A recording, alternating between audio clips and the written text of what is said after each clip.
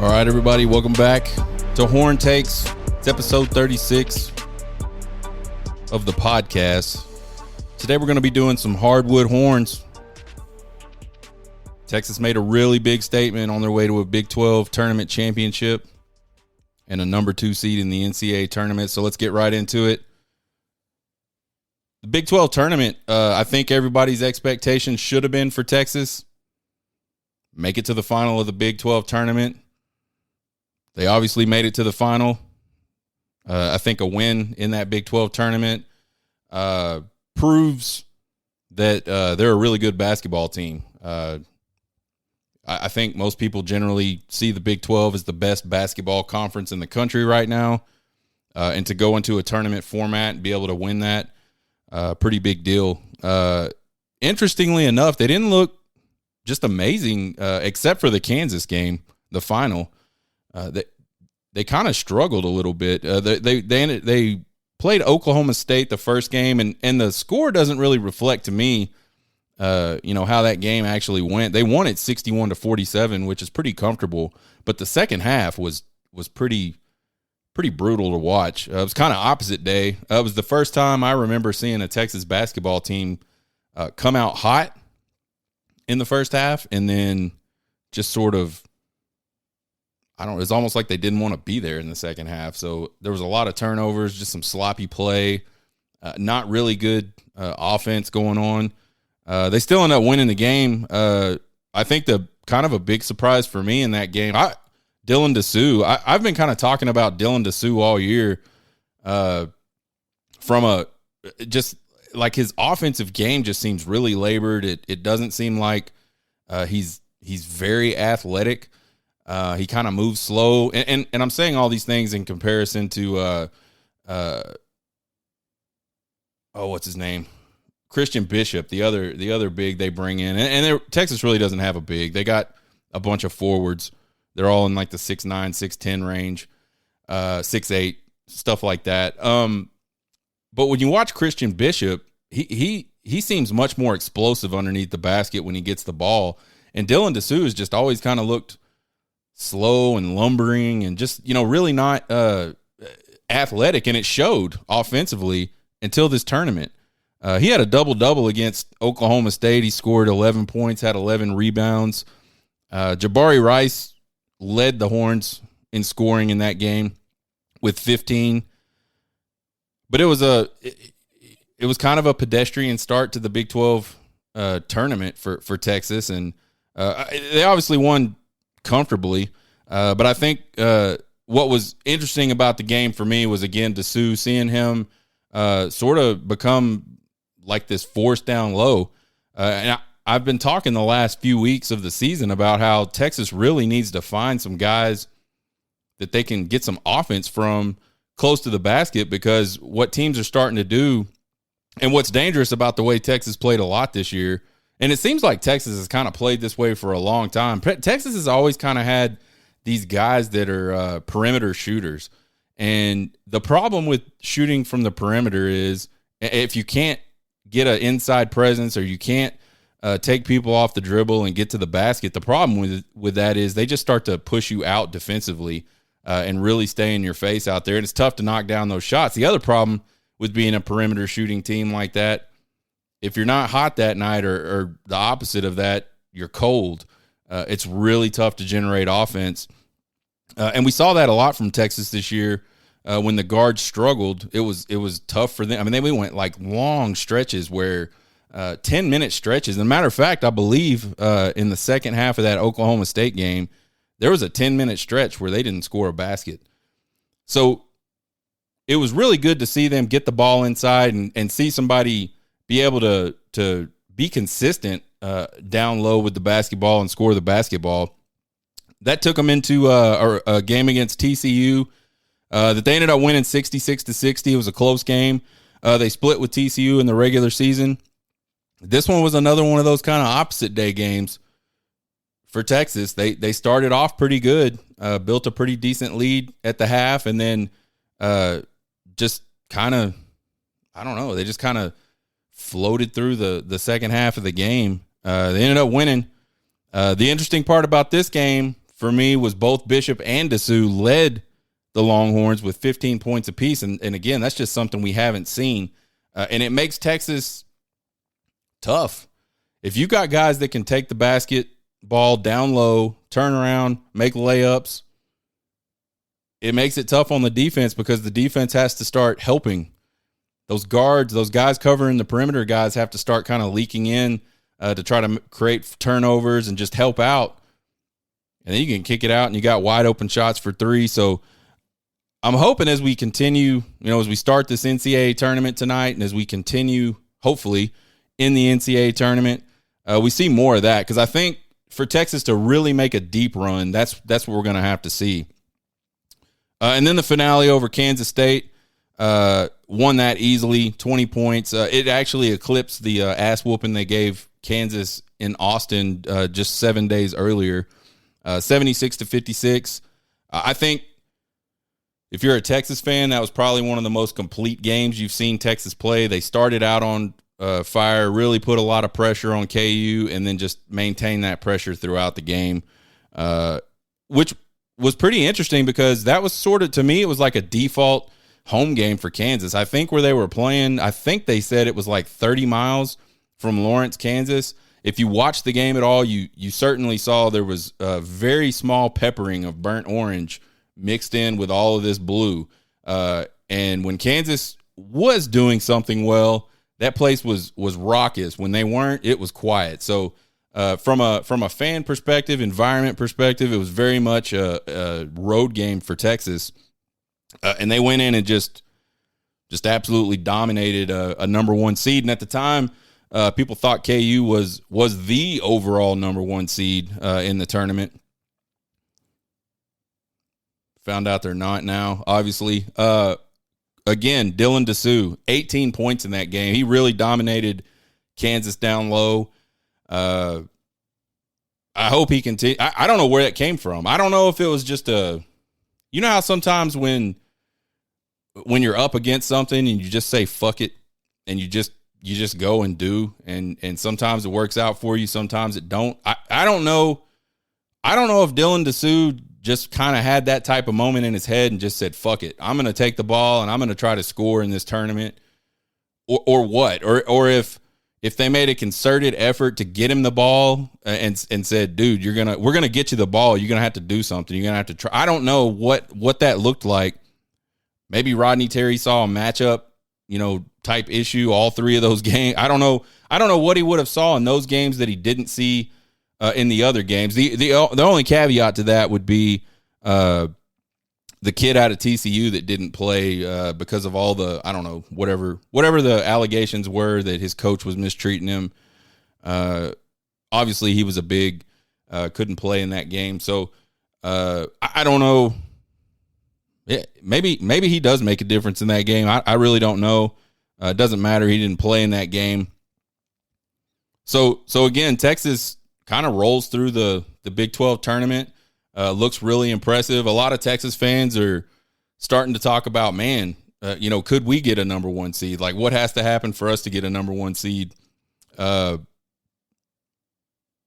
go into the tournament. They get I was looking back at like the kind of the record for the NCAA tournament. I didn't realize how bad it's been for Texas. I knew there was a long drought where they didn't win any games. I knew there was a drought where they didn't even get to the tournament. But they got their first win in the NCAA tournament last year since 2014. So that was a huge milestone for Chris Beard and the Texas Longhorns, obviously. This team started out the season ranked very highly. A lot of expectations for this team regarding the tournament. People were talking. I was talking about, could this team be the type of team that makes it to a Final Four? I think they're built to make it to a Final Four. Basketball's, you just never know. I mean, one of these teams that's in this tournament right now is going to win 6 games and they're going to win the national championship. if you look across college basketball this year, it's kind of hard to win 6 games in a row. So they're certainly capable. They're certainly probably one of, 10 teams, 15 teams maybe in this tournament that are capable of winning 6 games and winning this tournament. But they haven't been to the Elite Eight since 2008, where they kind of ripped off a little run of Elite Eights. And I say a little run. I think it was 2 straight Elite Eights or 2 Elite Eights within 3 years, something along those lines. So there's been a lot of expectation, and there's, and Texas basketball fans have sort of been yearning for this type of team and ready for this type of opportunity in the tournament. Texas ends up being the number 2 seed in the Midwest region, which I was a little bit disappointed in. I don't know how they seed basketball game, or I don't know how they seed this tournament. I'm sure it's a body of work, and I'm sure there's certain things that these I guess it's a committee that looks at this stuff. They look at this overall picture and they say these are the 4 best teams. These are the the next 4, and I don't know what it looks like to me. If Kansas was the overall number 1 seed going into the Big 12 tournament championship game, which I didn't hear anybody during any of the commentary during that game or halftime, and I don't sit there and watch like college basketball analysts, but I didn't hear anybody say anything other than they thought Kansas was probably going to end up being the number 1 seed. And I heard some of them actually say, regardless of what happens in this game, Kansas is probably going to be the number 1 overall seed. I don't know how a Texas team that's firmly at this point a 2 seed can beat that team as bad as they beat that team 2 times within 7 days and not get some consideration for number 1. So I was a bit disappointed in that. Maybe that's a pipe dream. I don't really know. Again, I don't really know how they seed this stuff and what they're looking at. And I'm a fan, and I'm going to be biased towards Texas a little bit and say, man, they just beat the shit out of a number 1 seed multiple times in the last 7 days. How is it possible, that this team is, and maybe I don't even know who you would take out if you didn't take Texas, or if you did decide to put Texas in that top 4 teams. I don't know who you would take out. It ultimately doesn't matter because, again, you got to go win 6 games. The first round game tonight at 6:25 Central Time is against Colgate. Colgate, I don't know much about them. They're 26-8, just like Texas's record. I do know that they're the best 3-point shooting team in the country from a percentage perspective. They hit 41% of their 3 balls, which is really good. So my assumption based off of that is that they're a disciplined team. We're going to see lots of passing. I think they've got a guard that's a pretty big guard. I think I saw where he's like 6'5", 215, can really handle the ball well, likes to take people to the basket and then kick the ball out. So I think we'll see a lot of drive and kick, and I think on those kicks we'll see a lot of swing passes to really mess up Texas because and I think Colgate knows this. Texas is a super aggressive defensive team. And you see it a lot where they get caught trying to help on the backside, and then a kick out pass and then a swing pass gets a guy wide open on the perimeter a lot against Texas. So I think Texas has got to be careful. They don't want to me, they don't want to not be aggressive because that's their game. Like, they're aggressive defensively and they like to be really aggressive off turnovers, get the ball down the court and score. They like to run. Fast-paced game certainly fits the Texas mindset, whereas for Colgate, they want to slow this thing down, take a lot of time, pass it around, find open guys, and give them good looks and knock down some shots. So Texas has to be careful not to be so aggressive that they give a lot of those wide open shots, but they also don't want to just let this guy get to the basket and take easy points in the paint either. So I don't know what the line is on this game. I fully expect Texas to win this game, and I'm not saying that from a perspective of Texas is going to go win this game. I'm just saying I expect the number 2 seed to beat the number 15 seed. I think if you look at look at both teams, Texas is clearly the most talented team. They should go win the basketball game. But We see it every year. There's always upsets on day one. It's one of the coolest parts about March Madness is just it's different from football because in football you typically don't see like a number one team get beat by a well, part of it is we just don't play that type of playoff format. But even back in the day when it was just the BCS and even into the 14 playoff, typically like the number one and number two teams are really, really good. And you don't see those lower seeded teams beat them much. In a lot of cases, the number one team and the number two team just run away from the lower seeded teams. But in basketball, whole different thing. Anything goes. Those teams that get in and get into those first round games, they're excited to be there. They got a chip on their shoulder because they know they had to play through a tournament and win a tournament to get in the first place. They were never, Colgate was never in the conversation probably about being in the tournament until they won their conference championship or won their tournament, whatever, however it works in whatever conference they're in. So, and maybe I'm wrong on that. I'm just assuming. I don't know. I know I haven't heard a single peep about Colgate all season until this bracket came out. So, if you're the Texas Longhorns and if you're any highly ranked team, you got to come into this first round game and really be focused and really be ready to play because you're about to get the best shot probably. It may not be the most talented shot you get, but you're probably going to get the best shot from a team that you get in the entire tournament in this first round. So we'll see how that turns out tonight. Possible second round opponents. And this one, when I looked at this bracket, I was like, wow. The second round opponents for Texas, if they advance, are either going to be 7 seed A&M or 10 seed Penn State. And both of those teams played in their conference tournament final. And Penn State, I didn't get to see all of it. I watched maybe the last 3 or 4 minutes of that game. But Penn State came back from a 17-point deficit against Purdue, who I believe is the number one seed, and almost won it. A&M got the crap kicked out of them by Bama. However, just a few games ago, A&M really, put one on Alabama down in College Station. So they're certainly a capable team. I was really surprised to see both of these teams sort of seated where they were. And from a draw perspective, to me, it's a tough second round draw. Now I haven't looked at all the bracket. I don't do that. I don't fill out brackets. So maybe there's some other looks out there that, maybe there's some other second round matchups that are tougher for a 2 seed. I don't know. But it seemed like a pretty tough matchup for a second round opponents.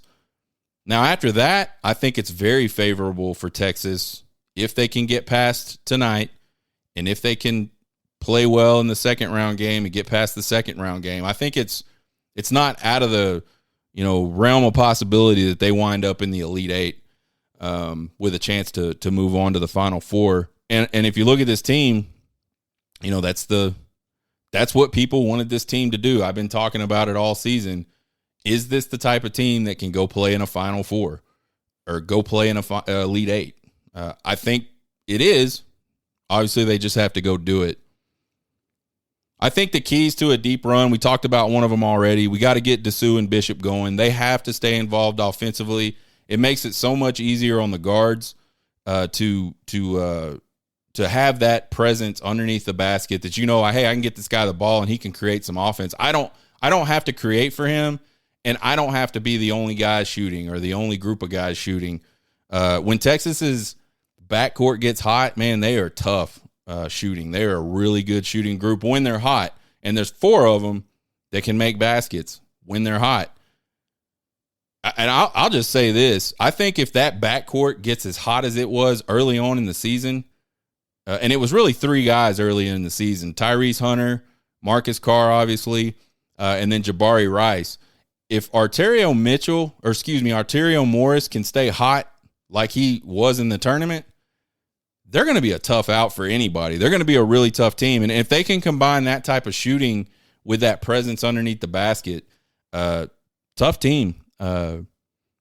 Again, who knows who knows what they actually go do. We've seen this team be really good at times. We've seen this team, come out and kind of lay an egg. The trip to Lubbock against Texas Tech was a perfect example of this team, like almost just not realizing they were playing a game. It's almost like they just, I don't know, they were in bizarro world, and then they get off a bus and they're in the arena and someone says, "Hey man, y'all got to play a basketball game." That's kind of what it looked like. It was really rough first half. And we've seen that several times for Texas down the stretch, where this didn't play good enough in one half of the game to be able to win the game. I think another key is we need more guard penetration, something we saw a little bit of in the Big 12 tournament championship game, was guards taking people off the dribble and getting to the basket, scoring some easy points in the paint. If they can continue to do that, again, that makes them tough. That makes them like three-dimensional. And to me, for so long this season, it felt like Texas was really one-dimensional. It was all about the guard play. It was all about knocking down shots. They didn't take the ball to the basket a lot. And then obviously there just wasn't a whole lot of, hey, let's get the ball under the basket to the big guys. Number 3, I think they got to protect the ball. I think this stands for anybody. It's kind of a basketball, you have to win basketball games, especially tough ones, is you got to protect the ball. And then defensive intensity. You look at the point totals in this Big 12 tournament, 60, 56, and 47 points allowed. If they can maintain that type of defensive intensity throughout however many games they play in the tournament, that gives them a really good shot to be able to score enough, do enough offensively to win games. And even, if you're holding people to 50, 40 points, even low 60s, if you're doing that consistently, you really give the offense some wiggle room. They don't have to score a lot of points to win games.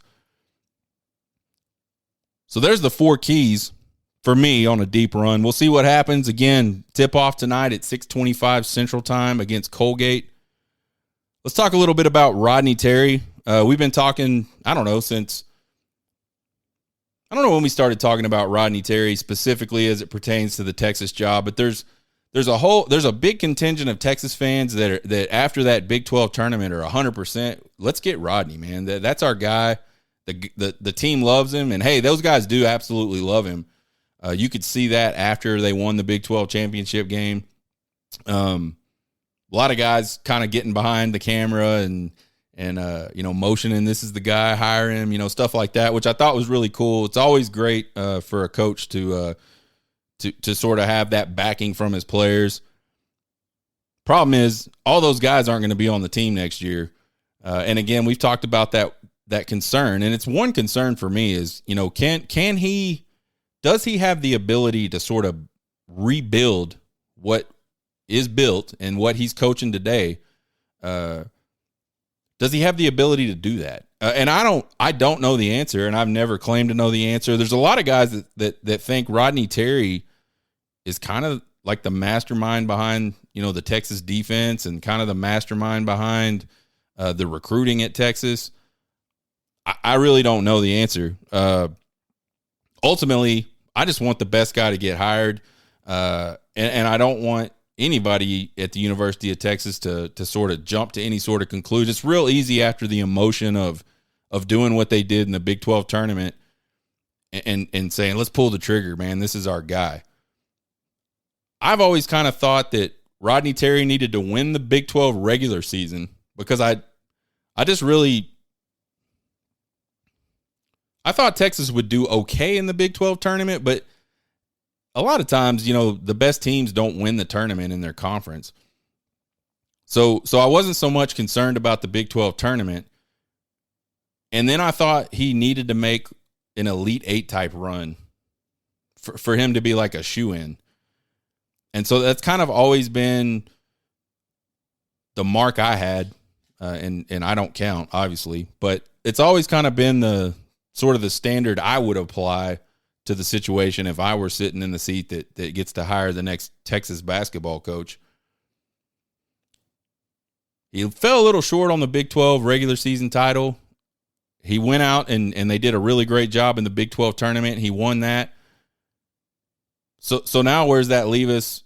To me, I think it still leaves us with a deep run. But something that was interesting this morning is Chip Brown from Horns 247 reported that he had a source tell him that he thought a Sweet 16 run for Rodney Terry and the Texas Longhorns this year would put him in a position to be the lead candidate for that job. And I don't know if CDC has – listen, all these athletic directors, regardless of how well their certain sports are doing, they always have a list. They always have a list of probably 3 to 5 guys that they would – start with if something came up and they needed to hire a coach. So I think these ADs, they've always got a list. I mean, even the Alabama AD, he has a list for football coaches because one day Nick Saban's going to walk in his office and say, I'm retiring after this season, or you've got me for 2 more years, or something similar to that. And he's going to have to start his search for the next head coach at the University of Alabama. So they've all got a list. Terry's obviously on that list. I don't know who else is on that list for CDC. And they're not obviously, they're not going to be talking to these other coaches during the season. Most of the coaches that are on his list, I would assume, are playing still. So there's kind of like this dead period from a head coaching perspective. And for some Texas fans, that's a kind of a heartbreak. They're like, man, let's just hire this guy. And I see some advantages to that. You shore up recruiting. They've got a good crop of guys coming in that are already committed and I think signed, actually. Surely they could get out of those letters of intent with the whole Beard situation. Because I think they signed, it was just a couple of weeks before the Chris Beard stuff went down. So I would think the NCAA would let them out of that if they wanted to. So there is advantages of pulling the trigger and saying, Rodney Terry, you're the dude. Those guys more than likely stay. And the fact that they haven't decommitted or gone through that process yet leads me to believe that Rodney Terry probably was a big part of their recruitment, or they're very comfortable with Rodney Terry, and he's a coach that they would like to play for. So there's that. There's keeping guys that do still have eligibility.